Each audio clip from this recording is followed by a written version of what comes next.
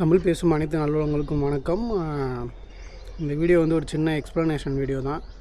ஷார்ட்ஸாக போட்டுக்கிட்டு இருந்தேன். நிறையா பேர் மெசேஜ் பண்ணி எனக்கு எப்படின்னு சொல்லி கேட்டிருந்தாங்க. சின்ன பசங்க தான் கேட்டிருந்தாங்க, 2-3 பெரிய பசங்களும் கேட்டிருந்தாங்க.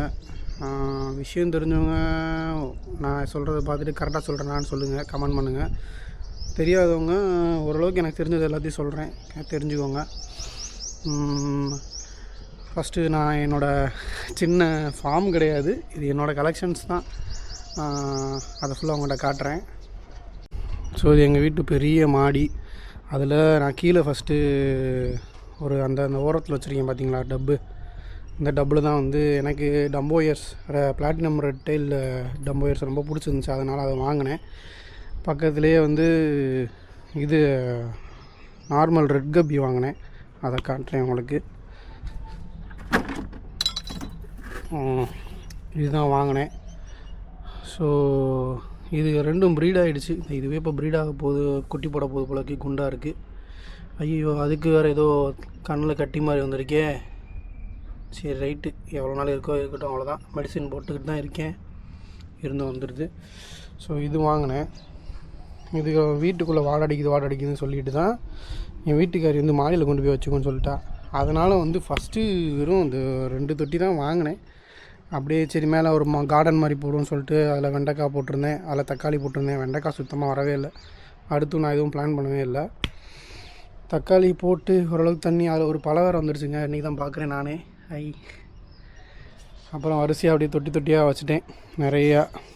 அதிக குட்டி போட அதை எடுத்து தனியாக வைக்க இப்படின்னு இப்போ இவ்வளோ தொட்டி ஆகிப்போச்சு.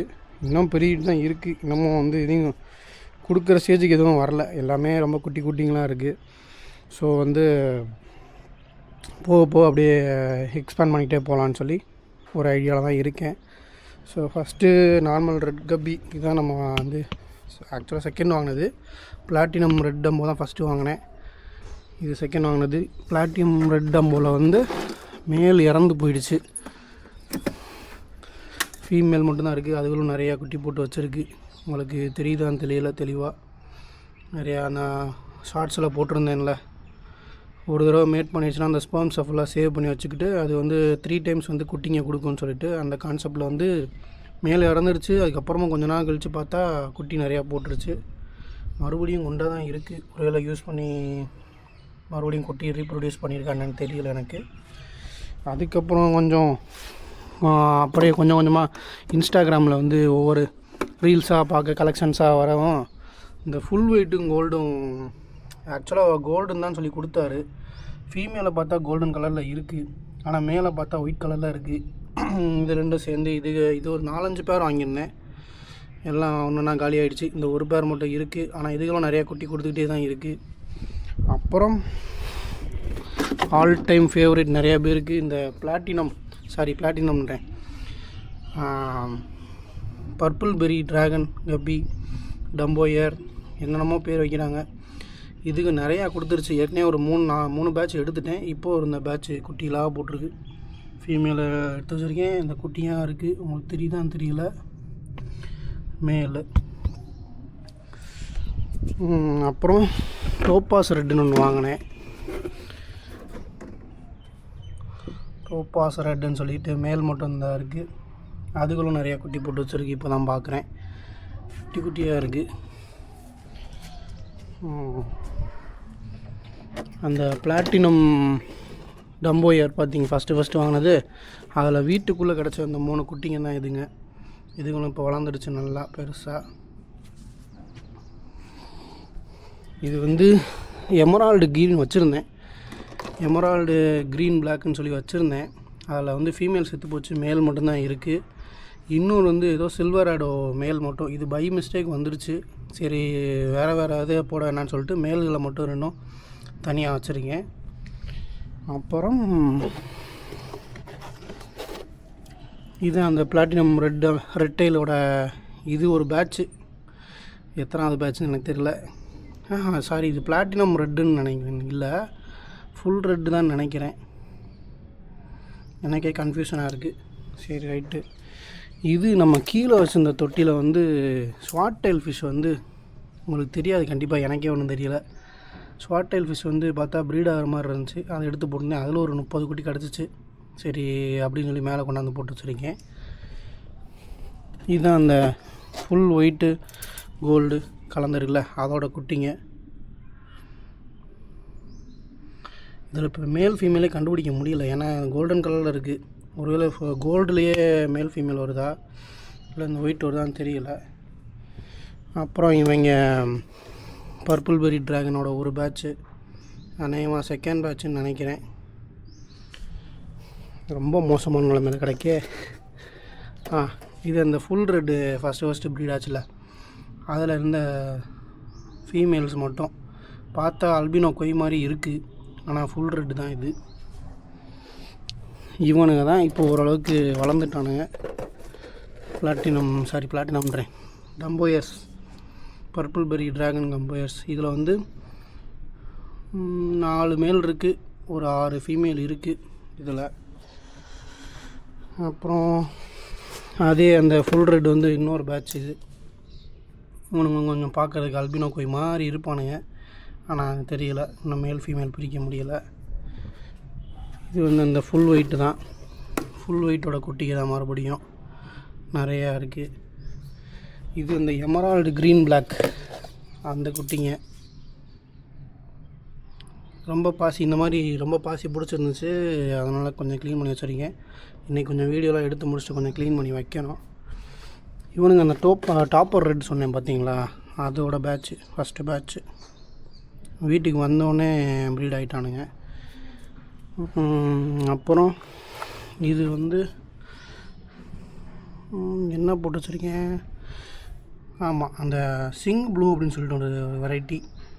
ரொம்ப மோசமாக தான் இருக்குது, உங்களுக்கு வீடியோவில் தெரியாது. நான் எடுத்த அப்புறமேட்டு உங்களுக்கு ஷார்ட்ஸில் வந்து என்னென்ன கலர் எப்படி இருக்குன்னு போடுறேன். அதோட மேல் ஃபீமேல் ஆக்சுவலாக இதுவும் வந்தோடனே ப்ரீட் ஆகிடுச்சு, அதனால தான் குட்டிங்களை எடுத்து தனியாக அதில் போட்டு வச்சுட்டு, இதுதான் ப்ரீட் ஆகிடுச்சு.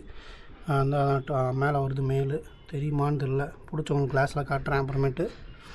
சரின்னு சொல்லிட்டு அதை தனியாக போட்டுட்டு இதில் ஆக்சுவலாக போட்டு வச்சுருக்கேன். இதுதான் பை மிஸ்டேக் வந்துச்சு. அவர் கேரளாவில் ஒருத்தர்கிட்ட வாங்கினப்போ இந்த மேலையும் அந்த சில்வராடோ மேலேயும் அனுப்பி விட்டார், ஃபீமேல் அனுப்பாமல்.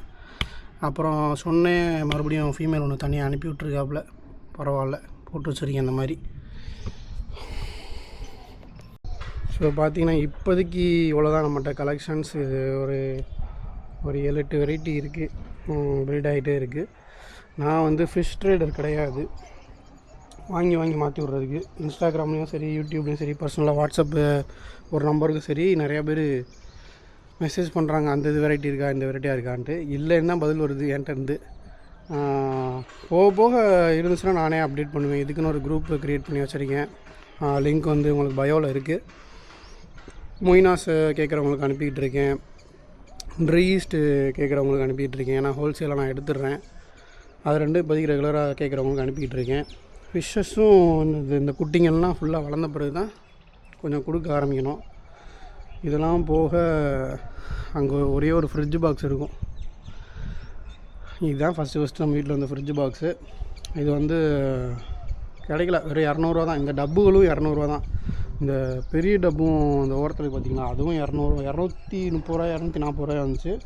சின்ன டப்புகளாக வந்து 90 ருபீஸ் என்னமோ வந்துச்சு. அவ்வளோதான் வாங்கினேன். நம்ம மதுரையில் தேர்முட்டிக்கிட்ட இருக்குது, மரியம், ஜன்னத்து நிறையா கடை இருக்குது, அங்கே தான் வாங்கினேன்.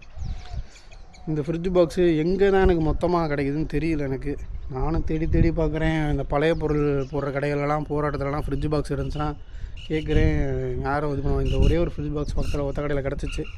ஸோ அதில் வந்து மொய்னாஸை போட்டு வச்சுருக்கேன்.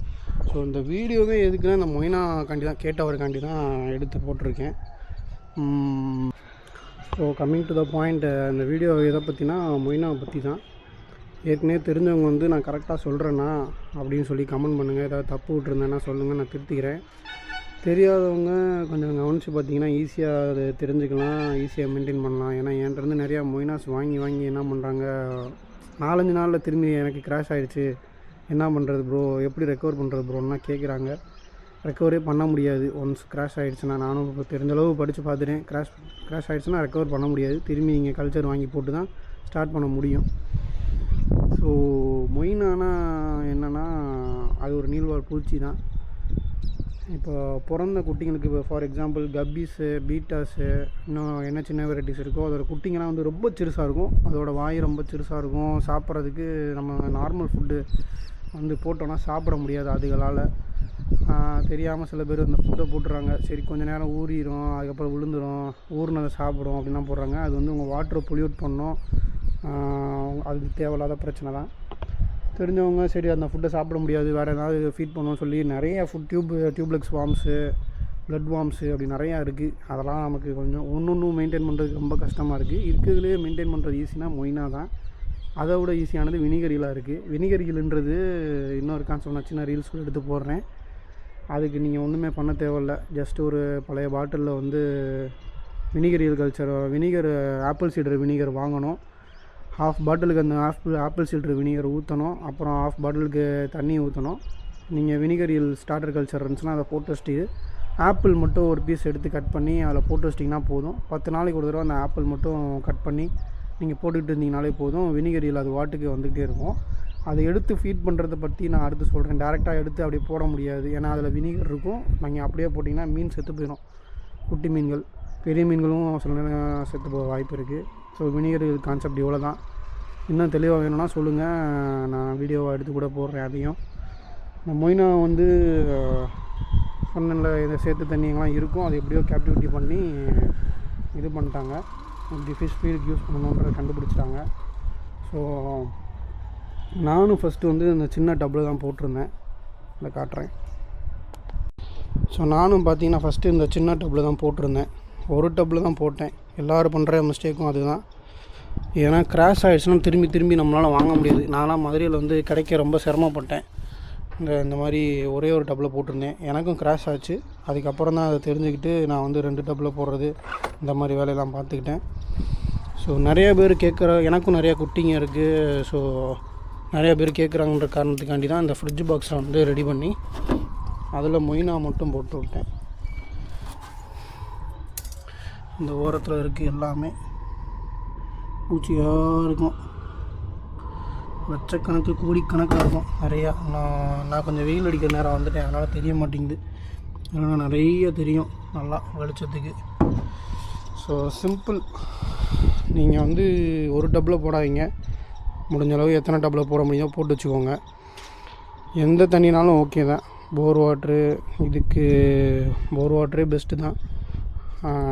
மினரல் வாட்ரு ஊற்றுற அளவுக்குலாம் வசதி இல்லை, தேவையும் இல்லை இதுக்கு. மினரல் வாட்ரு, ஆர்ஓ வாட்டர்லாம் ஊற்றுற அளவுக்கு நல்லா டப்பா கழுவிட்டு ஊற்றி வச்சுட்டு அதுக்கப்புறம் நீங்கள் மொய்னா கல்ச்சர் ஏன்டன் இல்லை யார்ட்டனாலும் வாங்கியிருப்பீங்க, அதை வச்சுருங்க.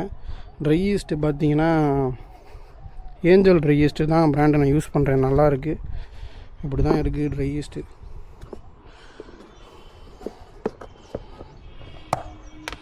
இப்படி தான் இருக்கும் ட்ரை ஈஸ்ட்டு, சும்மா ஜீனி மாதிரி. இதில் ஒரு ஸ்பூன் எடுத்து நீங்கள் தண்ணியில் கலந்தீங்கன்னா போதும். நான் காட்டுறேன். நான் இவ்வளோ பெரிய டப்புக்கே வந்து இந்த ஒரு ஸ்பூன் தான் யூஸ் பண்ணுறேன்.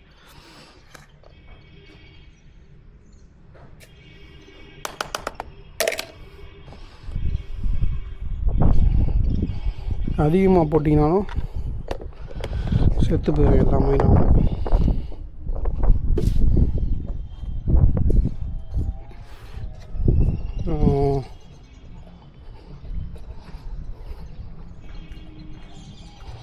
காலையில் கொஞ்சம் லேசாக மழை பெஞ்சிருக்கு, அதனால் கொஞ்சம் ஈரமாக இருக்குது.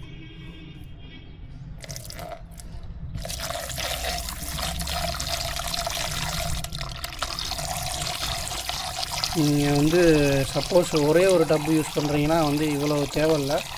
சும்மா அரை ஸ்பூனு இல்லை 1/4 ஸ்பூன் போடுங்க போதும். போட்டுட்டு ஒரு டம்ளர் கிளாஸில் தண்ணி ஊற்றினாலே போதும். இவ்வளோ தண்ணி தேவையில்லை. நான் வந்து நிறையா வச்சுருக்கனால இவ்வளோ போடுறேன்.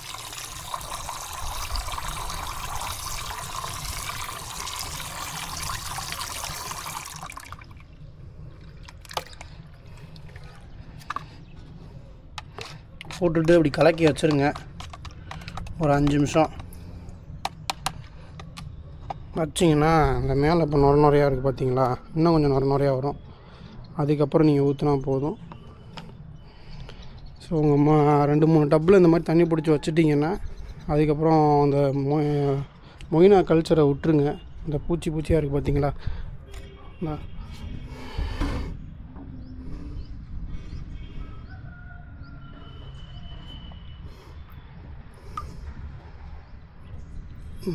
உங்களுக்கு வீடியோவில் எந்த அளவுக்கு தெரியுதுன்னு தெரில. இந்த ஃபுல்லாக பூச்சியாக இருக்குது பார்த்தீங்களா, இதான் இந்த மொய்னா. ஸோ வந்து இதை போட்டோன்னா அப்படியே கடன் சாப்பிட ஆரம்பிச்சிடுவானுங்க. இதை தான் நான் பாக்கெட்லேயும் உங்களுக்கு போட்டு அனுப்புகிறேன். அதை பத்திரமா வச்சுருங்க. இந்த டப்பில் தண்ணி இனிலாம் பிடிச்சி முடிச்சுட்டு அந்த ட்ரை ஈஸ்ட்டை கலந்து வச்சுட்டு ஃபஸ்ட்டு ட்ரை ஈஸ்ட்டை ஊற்றிடுங்க. மொய்னாவும் விடாதீங்க, ட்ரை ஈஸ்ட்டை விட்டுருங்க. இந்த காட்டுறேன். இந்த பார்த்திங்கன்னா அப்படி வெள்ளையாக ஃபார்ம் ஆகிடுச்சு பார்த்தீங்களா, நிறையா இந்த மாதிரி ஃபார்ம் ஆகிரும். அதையும் சும்மா லேசாக கலக்கி விட்டுட்டு நீங்கள் உங்கள் டப்புலையோ எதில் ஊற்றுறீங்களோ அதில் போட்டு வச்சுக்கோங்க.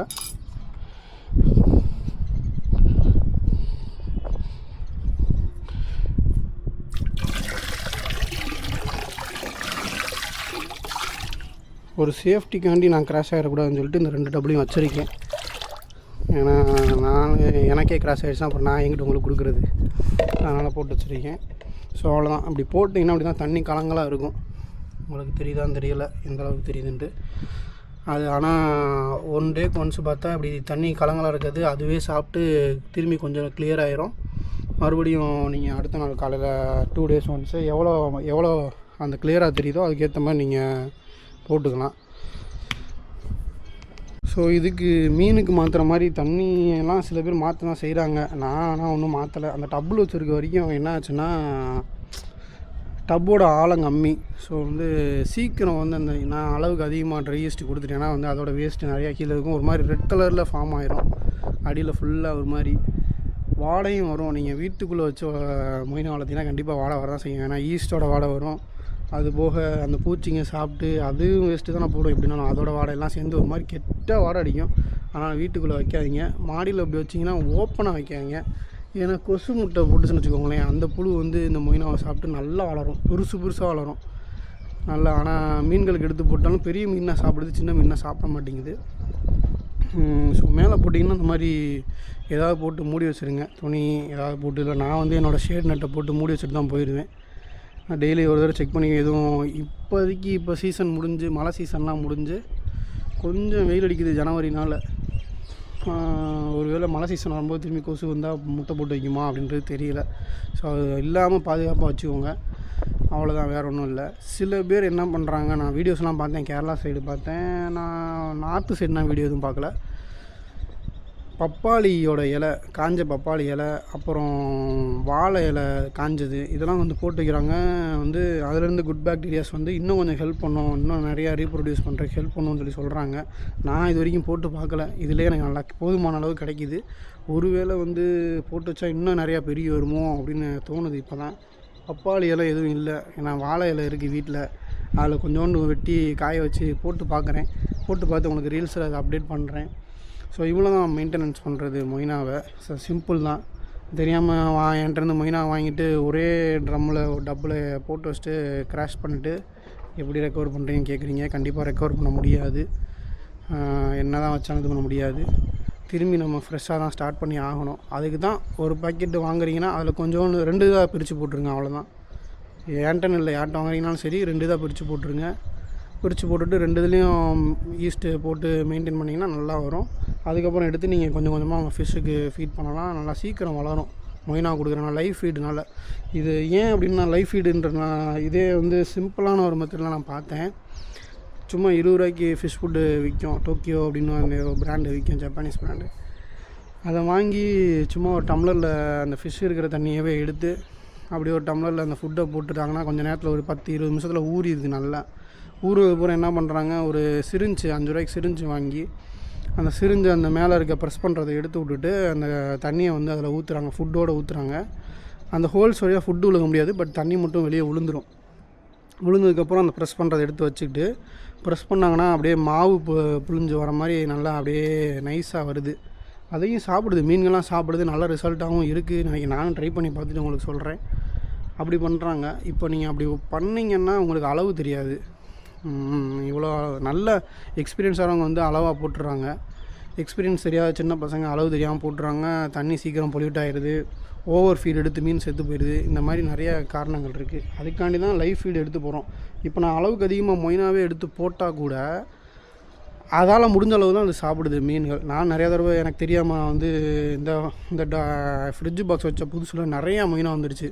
ஒரு சலடை வச்சு எடுத்தோம்னு வச்சுக்கோங்களேன், ஒவ்வொரு நல்லா உருண்டையாக எடுத்து ஒவ்வொரு இதுவும் போட்டேன். அதெல்லாம் முடிஞ்ச அளவு சாப்பிட்டு மிச்சம் மொயினாலாம் கிடந்துச்சு. நான் வந்து காலையில் போட்டு போவேன், சாயங்காலம் இல்லை நைட்டு வந்து பார்ப்பேன், இருக்கும் ஒவ்வொரு இதுலேயும் கொஞ்சம் கொஞ்சம் மொயினா இருக்கும். நான் நினைப்பேன் என்னடா இருக்குது எதுவும் ஆயிருமான்ட்டு. மொயினாவும் அடுத்த நாள் வரைக்கும் உயிரோடு இருக்கும், மீனும் சாப்பிடாமல் இருக்கும். அடுத்த நாள் காலையில் வந்து பார்ப்பேன் சாப்பிட்டு முடிச்சிடும். ஸோ லைவ் ஃபீடுனால் அதுக்கு ஏற்ற மாதிரி தான் அது எடுக்கும்.